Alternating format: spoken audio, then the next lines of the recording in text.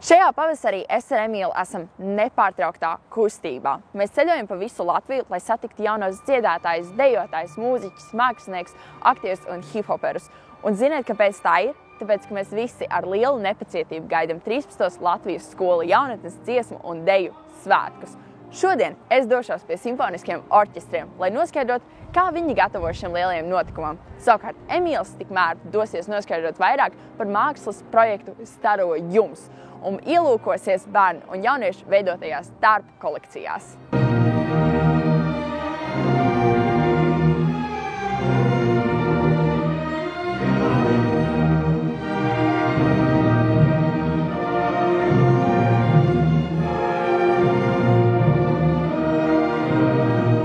Labdien! Vai jūs, prāt, orķestri ir gatavi lielajiem dziesmu un deju svētkiem? Gatavojamies.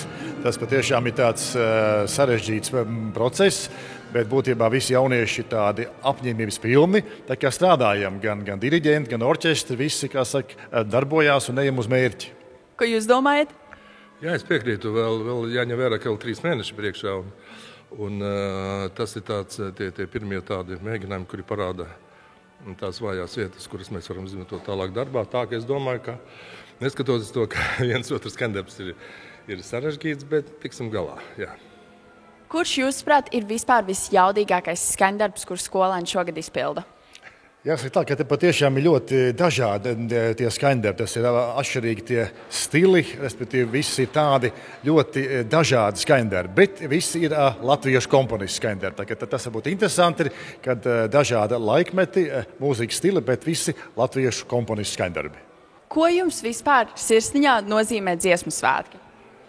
Tā ir tāda ļoti skaista kopā būšana, un tas ir tāda liela notikuma tās gaidas, un ļoti svarīgi, ka mēs katrs ieguldam savu darbiņu, un tad es domāju, ka mēs patiešām arī varam tādu prieku sajust kopā visu, un tādu gandarījumu par to, ko mēs esam ieguldījuši, un mūzika jau cilvēks iedvesmo. Tā kā vienkārši ir svarīgi, kā saka, gatavoties, un tad atvērt mūzikai savu sirdi un radīt mūziku. 11 pēdējās taktas. Gatavi? Un!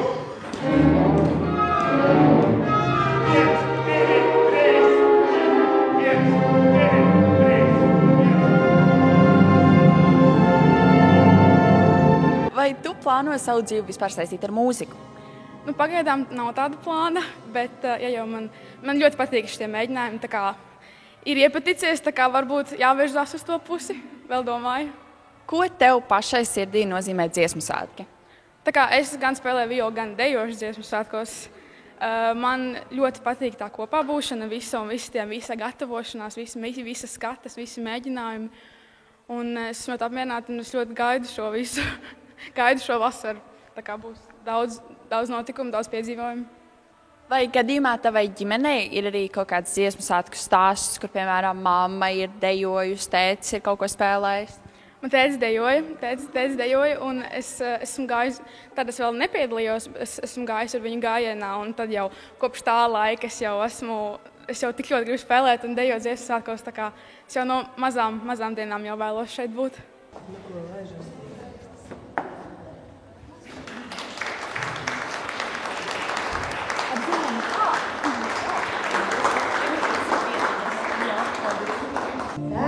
Tapuši domājot par Baltijas jūru, kā mūsu zemes dabas vērtību.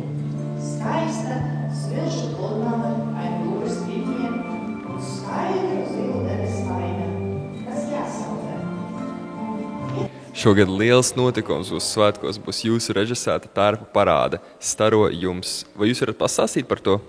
Jā, tātad šajā man nedaudz mulsina vārds parāda, bet jā, tā būs modes skate, kurā piedalīsies visas šajās atlasēs atlasītās kolekcijas. Tas norisināsies 10. jūlijā Vefā, vestibilā, ne uz skatuves, kur mēs uzbursim, es gribētu teikt, jauniešiem un arī mums pašiem interesantu vidi.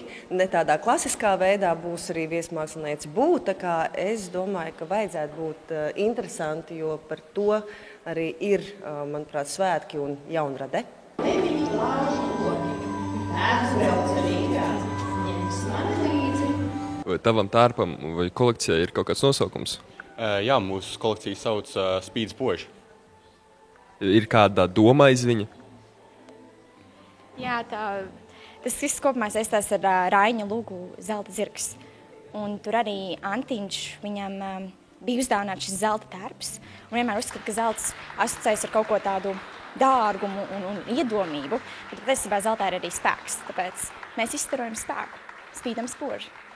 Vai jūs arī paši dejojat vai dziedat, vai tērps tikai esat uztaisījuši? Mums laikam ļoti vienkārši patīk taisīt tērpus, tāpēc mums ir tikai tērpi, bet patīk arī dziedāt. Ko jums nozīmē dziesmu un deju svētki? Un vai jūs pat arī esat piedalījusies tādos? Es esmu vienu reizi piedalījusies kā dejotāja un esmu ļoti priecīga par to, jo lai gan tajā mākslas pasaulē, dziesmas un dejas pasaulē es esmu bijusi diezgan daudz no agras bērnības, bet tik tieši līdz svētkiem man nebija izdevies, tāpēc es esmu priecīga par to vienīgo reizi, kad es esmu arī pati piedalījusies deju svētkos.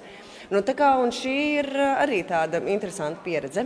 Lai pievērstu uzmanību faktam, ka jūra tiek piesārņota un nepieciešams šo darbu spētību saudzēt. Kādai tā ir iegusta ar nākorētām aņģēm, citai apģērbā izstrādāti dzērienu, puņģu ar paistām ierītīši, bet citai stilizēti liemžvāki un medūzas apdarēm, kā aicinājums saudzēt Baltijas jūru un daudzveidīgo floru un faunu. Jūra ir vienīgā mājvieta. Katra no dalībniecēm radīja savu tēku valdi. Ar kādām sajūtām gaidat lielos svētkus? Tas noteikti ir tāds liels pagodinājums un satraukums. Tomēr tā ir tāda Latvijas tradīcija. Tā kā mēs ar lepnumu noteikti. Prieks, lepnums un satraukums.